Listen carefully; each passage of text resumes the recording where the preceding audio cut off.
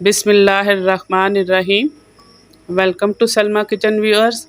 आज मैंने रसमलाई बनाई है जो कि मैंने मिल्क पाउडर से बनाई है।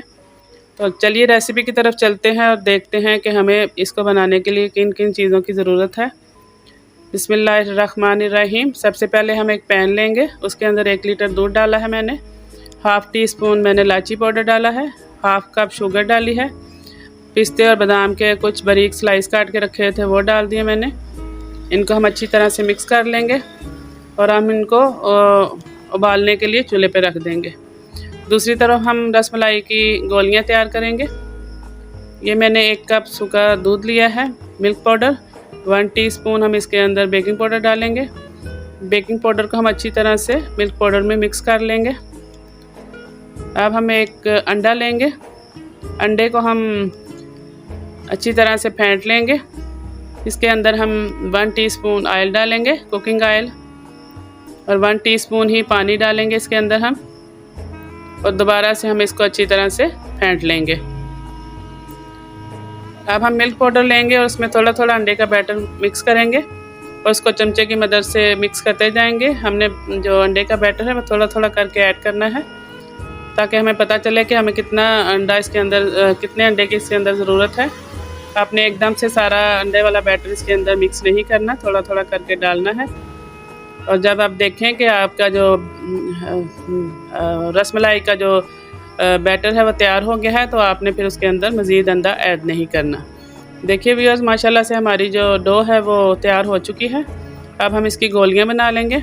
मैंने इसकी लंबी लंबी गोलियां बनाई हैं। आपने हाथ में रखना है, इसको दबाना है, गोल करना है और इसको अच्छी तरह से, इसके अंदर कोई क्रैक नहीं होना चाहिए, अच्छी तरह से इसको प्रेस करते हुए आपने करना है। आप लंबी भी बना सकते हैं, आप गोल साइज़ की भी, राउंड शेप में भी रसमलाई बना सकते हैं। जिस शेप में आप चाहें उस तरह बना सकते हैं। आपने इसको राउंड करते हुए थोड़ा सा प्रेस करना है और रख देना है। हमारी जो रसमलाई की गोलियां हैं वो तैयार हो चुकी हैं।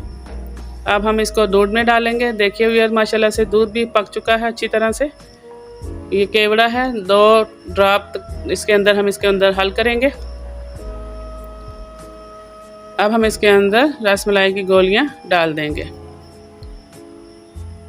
हम एक एक करके रसमलाई की सारी गोलियां दूध के अंदर डाल देंगे और इसके अंदर हम इसको पकने देंगे। हमने इसके अंदर चमचा नहीं हिलाना, तकरीबन 5 मिनट तक हम इसको ऐसे ही पकने देंगे।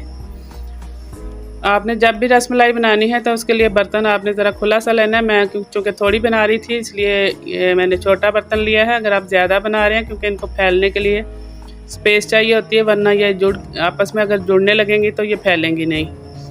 तो माशाल्लाह से ये जब जिस साइज़ में हम बनाते हैं उससे 2 गुना ज़्यादा ये बड़ी हो जाती हैं। इसलिए आपको हमेशा रसमलाई बनाने के लिए थोड़ा खुला और वाइड पैन लेना चाहिए।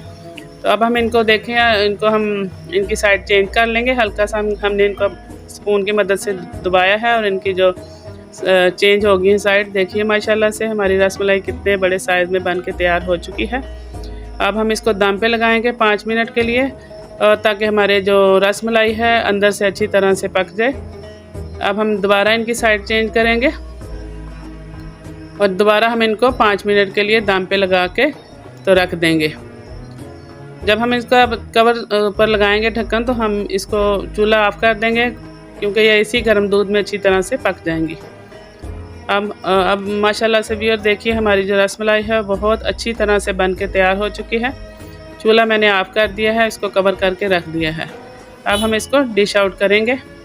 तो माशाल्लाह से व्यूअर देखिए हमारी रसमलाई कितनी मज़ेदार तैयार हो चुकी है। मैंने इसको गार्निश किया है पिस्ते के बारीक स्लाइस काट के। बहुत ही मज़ेदार ये रसमलाई बनती है और बिल्कुल भी ये जो है रेसिपी फेल नहीं होती। आप इसी मकदार में जितनी चाहें कप, इसी मकदार को डबल करके बना सकते हैं। आपने हमेशा इसको बनाने के बाद फ्रिज में रखना है और बहुत चिल करके इसको खाना है। इसके साथ ही सलमा किचन से सलमा को इजाज़त दीजिए। अल्लाह हाफिज़।